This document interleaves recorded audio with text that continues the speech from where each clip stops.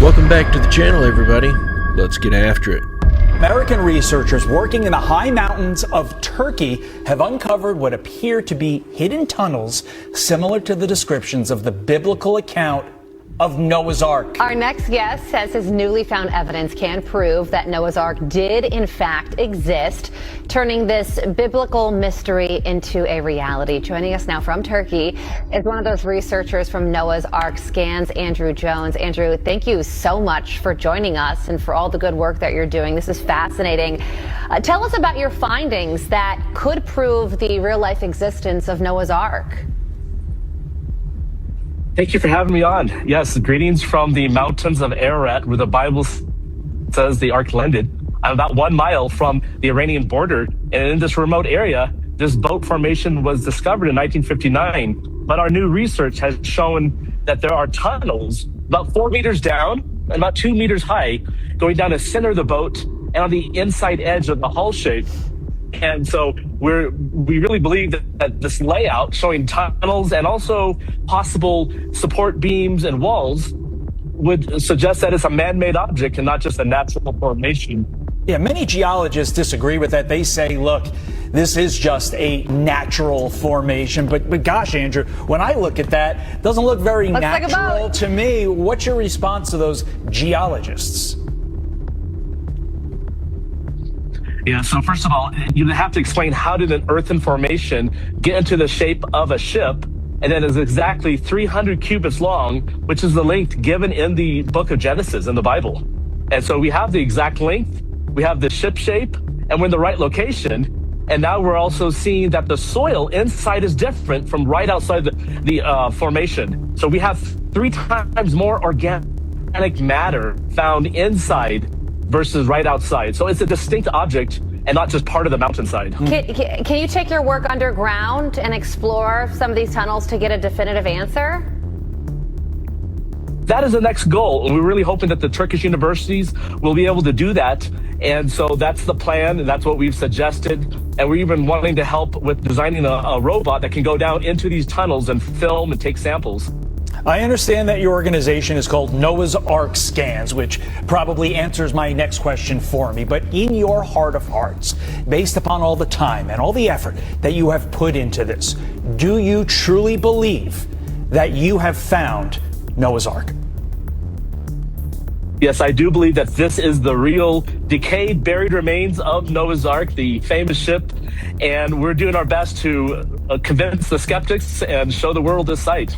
That's absolutely amazing. I can't believe they're actually talking about this on the mainstream news. And of course, from all of the ones that I've talked to, any Christian who's already familiar with this site also believes that Noah's Ark is buried under there. But just imagine what it could do for Christianity if it were determined that that is most likely Noah's Ark. Even if they just simply ruled out any other possibilities, any other ancient large ships that we don't currently know the resting place of. Even if they were just simply able to eliminate all of these other boats from being a possibility. But it is really exciting to hear that they're thinking about tunneling into this. Those are the videos that I can't wait to see. Guys, I know that this is about to sound insane, but you need to follow with me. There is a real theory that aliens are actually just humans from the future, and the scientist that was working on this entire thing is now one of the 12 who have gone missing. One of them was Amy Eskridge, and her father was actually a NASA rocket engineer. They worked on all of this together. She said that aliens are not from another planet, they're actually just us from the future, and she said that they're called P-47s and P-52s. She said that a catastrophic event happens and forces humans underground for thousands of years. And after that long with no sunlight, your eyes would grow massive, your skin would lose all of its color, your body would shrink, and you would lose all of your hair. That is the science of what would happen to a human if you were underground for that long, and that is literally what people have been describing aliens to look like for decades. Hello? And if you're somebody that's ever seen the movie Interstellar, that is literally the ending. It was never aliens, it was us the entire time. And if this is true, that means that the catastrophic event that forces us underground hasn't happened yet, obviously, but a retired NASA engineer and a congressman have both publicly discussed this. And on Kalshi right now, millions of dollars are riding on whether the government is going to confirm that aliens exist before 2027. And obviously the scientist that was just researching all of this information is now gone. This is obviously just a theory, but this is what all of her research was based on, and now she's gone. And she's one of the 12. I've got some more clips of Amy Eskridge stuff towards the end of the video, and it's footage of her actually speaking. There's some very specific topics that she's speaking on that I want to talk about. But in regards to this exact theory, I don't buy it. I think it makes sense, logically speaking, if time travel were a thing, if for some reason they had a way to prove that that's what would happen to a human if they were forced to live underground. But they can't really just say that's the science of what would happen to a human being if they had to live underground for an extended period of time. We don't know that. It's never been tested. In fact, the entire concept would rely heavily on the theory of evolution being true. And evolution just simply isn't true. There's zero evidence for it. We do not know that if given enough time, humans would eventually evolve into another species. And not only that, but we've also got ample evidence of large groups of more than tens of thousands of people all living underground for extended periods of time. Granted, we don't have the records to tell us exactly how long they were living underground, but it was long enough that they built it out to the degree that it could hold tens of thousands of people. So given all that, wouldn't it be reasonable to assume that we would have seen some form of this mutation or evolution at this point? Even if it were just a small handful of people, wouldn't we have seen some form of evidence for this by this point? Some sort of apparent genetic mutation or something? And I just don't think that we will ever figure out actual time travel to where you could send a physical being back into time. Even if we didn't currently have the capability of doing that ourselves, but in the future they did, wouldn't we have already seen some form of evidence for it? Of course, this could explain the Mandela effect, but if even one guy had the capability of going back and changing the timeline, you wouldn't have a timeline. Nothing would matter anymore. I just think time travel is pure science fiction.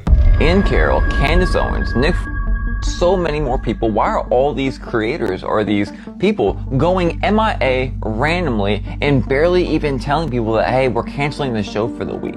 Even more so, why are some of them going to the same exact location? That two or more at least are going to Italy. This is really weird. It's really weird because this happens right after David Wilcock allegedly unalives himself, right? As well as a whole bunch of UFOologists and a whole bunch of nuclear scientists. And it keeps happening every single day. Yesterday we had 2 more pass away. So the question is, did they get the memo of something that maybe is about to happen? Now, this is a bit scary, but there is legislation in the United States where they can basically throw you in a prison without a trial. This was one of the things that came out of September 2001. Also reminds me of John Kirikou, who was this ex-CIA officer who was prisoned because he was... Never mind, let's just take a step back from that story. And we have Ian Carroll putting up things like, I would never do anything to myself. It seems like there's going to be a massive escalation on the ground in the United States dealing with a certain class of people, a certain occupation of people that look for certain things and hidden things. I'm happy, I'm healthy, I can swim, I would never do anything. It is starting to look like it will eventually get pretty dangerous to make this type of content. I have no intention on stopping anytime soon, and honestly, I doubt the big players are even paying attention to a guy like me. I have 150,000 subscribers on YouTube. I'm not swaying the mind of the masses. But if things keep going the way they're going, I may eventually be the top dog through process of elimination. But from the small amount of content that I've watched from David Wilcox over the past couple of days, just trying to familiarize myself with him, what his theories were, that sort of thing. And I hate to say this because the guy just passed. I certainly don't want it to come across like I'm out here trying to bash the guy, But so far, from what I've watched from him, I think he was a disinformation agent. I don't think he was enlightening anyone. A lot of his theories seem to rely heavily on the ancient aliens idea, and digging into some of the controversies that he's had in the past couple of decades, and these aren't things that are necessarily being talked about on his Wikipedia page. So it doesn't seem like this is the establishment bashing the guy, but complaints from people who used to consider themselves a fan. It seemed like the general consensus on him was that he was a conspiracy theorist whose theories always seemed to point toward whatever seemed to be the most lucrative theory. Basically, everyone's saying that all he cared about was making money. I don't know that personally. I haven't dug into the guy very much, but just based off the information that I've gotten from the small amount of digging that I have done, I know I wouldn't be getting any information from the guy. You're definitely going to want to hear this before you decide what kind of spaghetti sauce to get next time you go shopping. So the Prego Spaghetti Sauce Company, which is owned by Campbell Soup, is going to start putting small microphones in the lids, or a device that looks like a lid, so they can hear what you're talking about while you're eating. I know, you might not believe it, but it's true. The device, which is the size of a hockey puck and can fit like a lid, is called the Connection Keeper. Yeah, so they can hear everything you're talking about. It's designed to document your dinner conversation. And they even say the device that listens to you looks just like a lid for one of their spaghetti jars. Who doesn't want random people listening to you while you eat spaghetti? The device, which once again is called the Connection Keeper, doesn't have a screen, doesn't need Wi-Fi, and it looks just like a lid. Yeah, like a lid. And it automatically records your voice, so you don't even have to turn it on. I have a question. What does this have to do with spaghetti? Huh? So if the Prego Spaghetti Sauce Company, which is owned by Campbell Soup, is deciding to listen to what you're talking about while you eat, what else could possibly already be going on? Okay, I just thought I'd share this with you, Booskies. Shabadoo! So apparently, there are people absolutely freaking out over this online right now. People are acting as if Prego is secretly putting these lids on a jar and then just putting them on the grocery store shelf. And then Grandma walks over and grabs a jar of spaghetti sauce, goes home and makes dinner and has no idea that her house is now bugged. That is not what's going on here. I actually went to their website and grabbed some screenshots. If you go to their website and look at this, it's actually a pretty interesting device. The idea behind it, I actually agree with. So the idea is it's essentially one of those little Google Pod speakers or one of those little Amazon Echo Dots or whatever they're called. And you just sit it in the middle of the dining room table while you're having dinner. And the idea is everyone has to put their phone away. This little device gives everyone a talking prompt. Basically something to get the conversation going. And then everyone just has a conversation. It records the entirety of the conversation and then uploads it to what they're claiming is your own secure, non-accessible account. I know how little I trust that, but on its face, this is actually a really good idea. If there was a way to make one of these where it didn't have any internet connection capabilities, then this would be a good idea. Just preload a couple thousand prompts into the device and send it out like that. Give the device itself a hard drive so it can store its own audio files and it doesn't have to be uploaded to the internet. So as far as the concept goes, this isn't actually a bad idea. But because of the technology they've chosen to use with it, it's going to be abused like everything else. What if these scientists weren't suppressed just to protect energy monopolies? What if they were getting so close to figuring out something that doesn't want to be figured out? Have you ever watched Three Body Problem? Because I keep getting comments on my Missing Scientist videos saying Three Body Problem, Keela, think about it. So I did.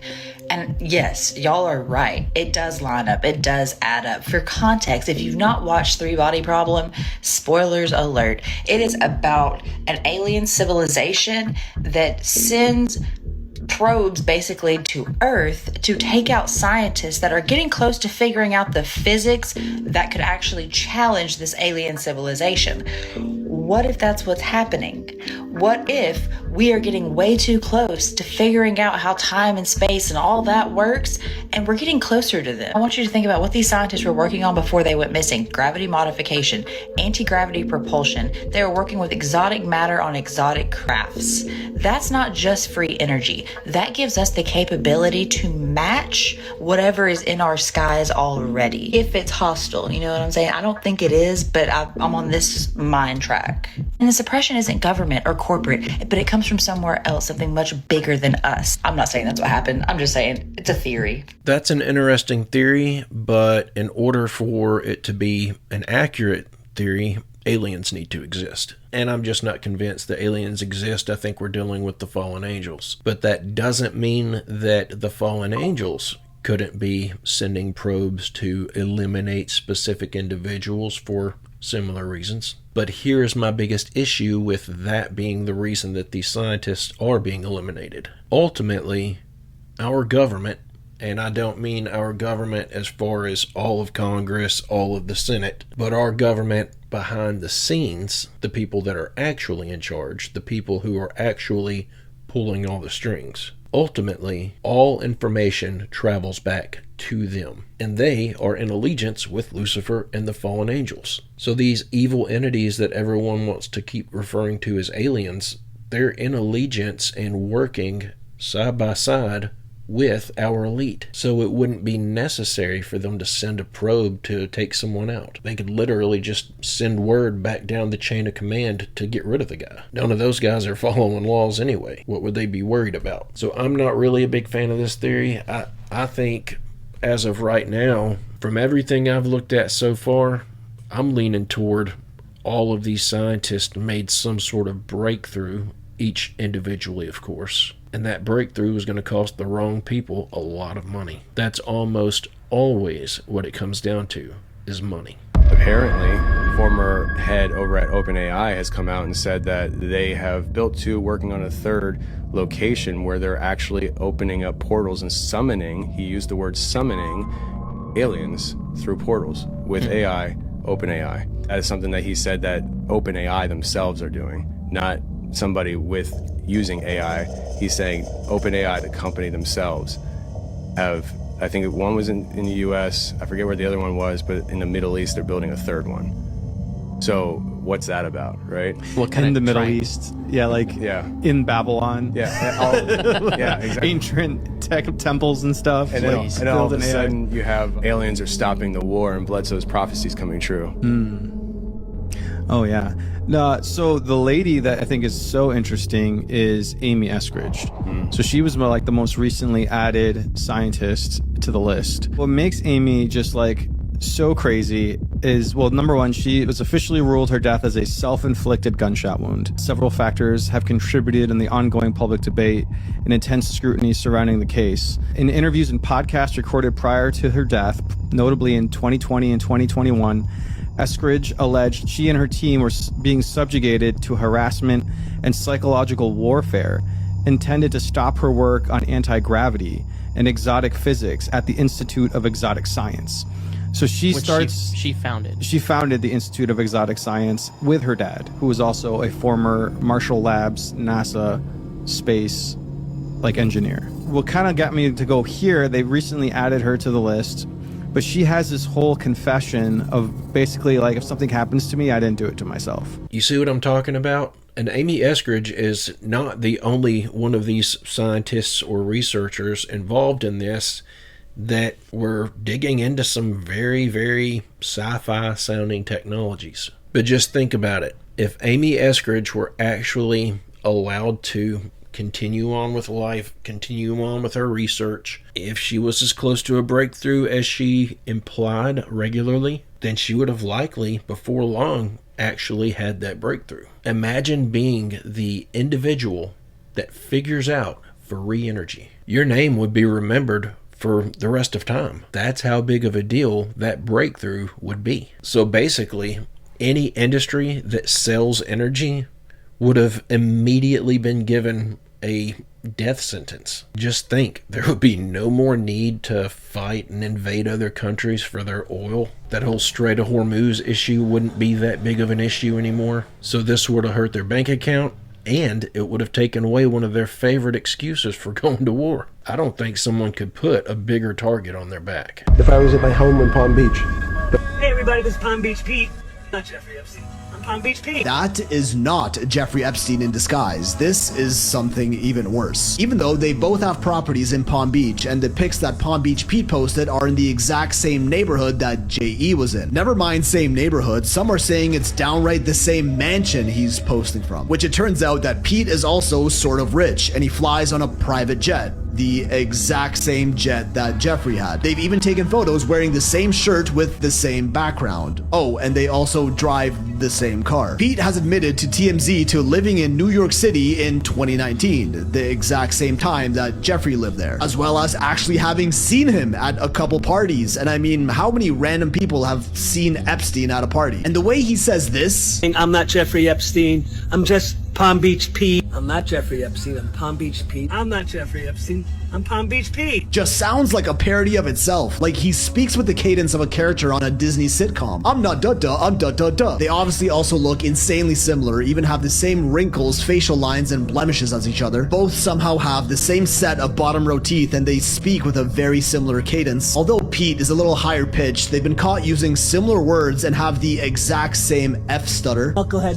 films me. The largest frauds in South Florida. Pete posted this cryptic video about getting away with anything if you have the greatest friends to back you up, like he's laughing in our face about it. He said he's 71 years old, whereas JE was 66 when he passed away in prison in 2019, and would have been 73 today, just 2 years apart. He's also alleged to be in the Epstein files in an email sent to Jeffrey about someone bumping into his twin. Several AI tools online insist they're the same person. One such even analyzing 3,000 plus hours of audio and video, tracking voice, behavior, and eye movement to find a 98% match with JE. Palm Beach Pete also oddly refers to himself in the third person. Hey everybody, where's Palm Beach Pete now? He's at Suche Beachy in North Beach. And has admitted in an interview to having a twin. What a coincidence. There are allegations circling that he has a daughter who's apparently a missing girl from Russia, although that one's kind of a stretch. And now users are pointing out that the real Palm Beach Pete is actually a fisherman YouTuber. My name's Peter,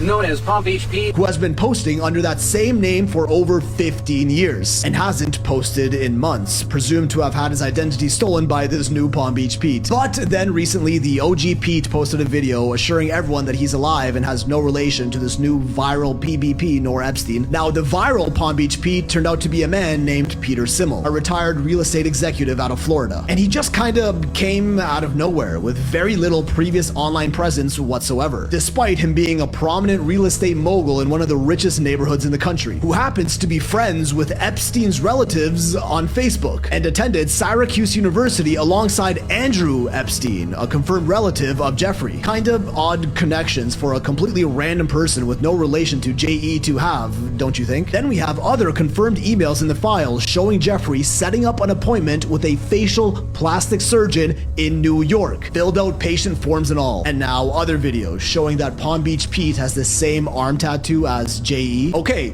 that's it. That's the smoking gun that confirms that's who he is once and for all, isn't it? Until you realize that tattoo isn't in the original video. Someone just added it in a fake screenshot. With Pete going as far as showing younger pics of himself to prove that he's real, which is all just a little much to me. From my experience, if the entire world is being led to believe something, it's probably a lie. Palm Beach Pete has since gone giga viral, building an entire brand around himself being the guy that looks like Epstein, going on podcasts, getting featured on YouTube channels, starting his own merch line, even taking a lie detector test on a podcast to prove that he's not JE, the results of which were determined to be inconclusive.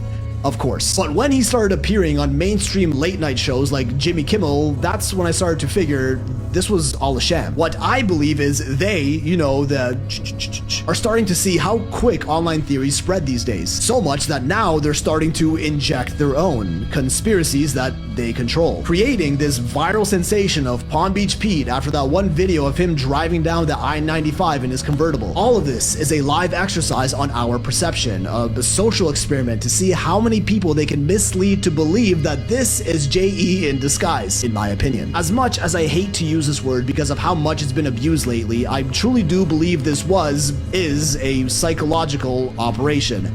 A psyop, cringe. A sort of social pressure release valve on the hunt for the real JE who's totally not still alive to get people to stop looking for him. Instead, putting all attention on Palm Beach Pete, a pump fake decoy who's got all eyes on him now. And the real JE, who passed away in prison 100% for sure, is free to roam and live in peace. Now, if you or I ever do run into someone else that looks like JE but totally definitely isn't him, well, now we've been programmed to brush it off as, oh, it's just another Palm Beach Pete, surely it can't be the real him. And that, my friends, is how you would hypothetically fake your own death and get away with it when the entire world is onto you. When you take the sin out of Epstein, the remaining letters spell Pete. That's an interesting little detail there at the end. I think this is my favorite theory since all of this Palm Beach Pete stuff started. I think this makes the most sense, and it actually sounds like something that they would go through the efforts to try to pull off. Meaning what they're going to actually accomplish if they pull this off successfully is worth all the effort. Epstein can walk around as a free man now, and all he has to do is speak in a higher pitched voice if someone questions his identity. But something strange is going on, because why are they getting Palm Beach Pete to do interviews on late night talk shows? They want to interview a man who is only well known because he looks like the world's most famous pet. I tell you, I'd be a little leery about this Palm Beach Pete. Anyone who's this excited about a sudden rise to fame when that is the basis for your rise to fame, the guy probably doesn't hold a lot of traditional values. But really, all we needed from Palm Beach Pete was an explanation. Who are you? Where did you come from? It would have taken him simply making a TikTok video and replying to comments to get that information. Outside of those details, nobody really cares. No one wants to hear this guy's personal life stories. We don't even know him. Why does it feel like there's an entire marketing team behind this guy? 2 more scientists that worked with NASA have just died in a private plane crash, and this time it's a father and son, marking number 14 and 15 in the growing list that have recently vanished or been found. The father, James Moffett, spent 2 decades working for the military and directly with NASA before he moved on to advanced aerospace research. And his son, Andrew, was a research engineer and scientist that also worked with NASA and propulsion systems at the University of Alabama in Huntsville. Why does that sound familiar? I'm in Huntsville, Alabama. I know I've said that several times.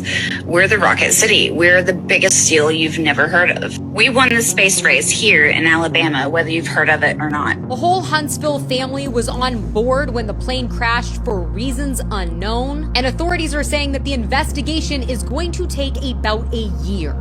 If you're wondering how we went from number 12 on the list, David Wilcock, number 14 and number 15, Joshua LeBlanc, a NASA scientist that vanished last June, was found in his Tesla, marking number 13. Now, I don't know what's going on or why these scientists are being taken out, but what I do know is that it's not, I don't know, coincidence, whatever you want to call it. They really think we're ignorant, though, don't they? I do want to say, if anyone has not looked up the video footage of the Tesla accident that they were just speaking of, if what I watched this morning is real, there is video footage of this guy's car with the firefighters actively trying to put the flames out. The footage that I saw didn't show anything graphic or necessarily even gruesome, but it is a little unnerving to watch knowing that there is a person in the vehicle. I just wanted to give everybody a heads up in case that's not the type of thing you like to see. Now if you come across that footage, you know whether you need to skip it or not. But that little clip that she showed of Amy Eskridge, I found a longer form version of that particular conversation that she was having with someone. I'm assuming it was an interview or someone's podcast episode or something. But I think everyone will be very interested to hear what she has to say in this short little clip. Staccato. Jeremy, we're living on one of the only planets in the universe that has internal combustion engines working with GPS systems. Yeah. Yeah. Fucking insane. I have to send you my business plan. I pontificate about this at length. And let me tell you, I'm in Huntsville, Alabama. I know I've said that several times. We're the Rocket City. We're the biggest deal you've never heard of. Von Braun was here and we won the space race. We developed the Saturn V here. We built the Saturn V here. We won the space race here in Alabama, whether you've heard of it or not. And I can tell you for a fact, so many prototypes. Only prototype built like this in the world. You turn it on the first time, it works exactly like you thought it would the first time. Great data. You apply for more funding to test it more thoroughly, they cancel it. It goes to NASA divestment. It goes to the auction block. People bid on it. And literally scrap metal vendors win the bid and melt it down for scrap metal and sell it. We could be crazy far. We could be on the moons of Jupiter. We could be exploring Pluto that isn't even a planet anymore if we had spent money differently. I can tell you the names of so many NASA scientists that are depressed and they want to, because they have built prototype after prototype after prototype in Huntsville, Alabama. First in the world, never before seen, worked the first time you turned it on exactly like you thought. And it was canceled and melted down for scrap metal. First off, I'm curious if this woman had a problem with drinking, because she came across as a little comfortable in that video, like she had had a couple of drinks too many. And I just don't see someone who knows beforehand that they've got a video interview coming up soon. I just don't see the average person making the decision to get tipsy before that interview takes place. But besides all that, don't you think that this single interview right here would have been enough to put her on someone's radar? To potentially even put her on the top of somebody's list? She's coming across like she's had several drinks. She's bashing the company that I'm assuming she is at that time actively working for. And she's making very blunt, probably should be kept quiet comments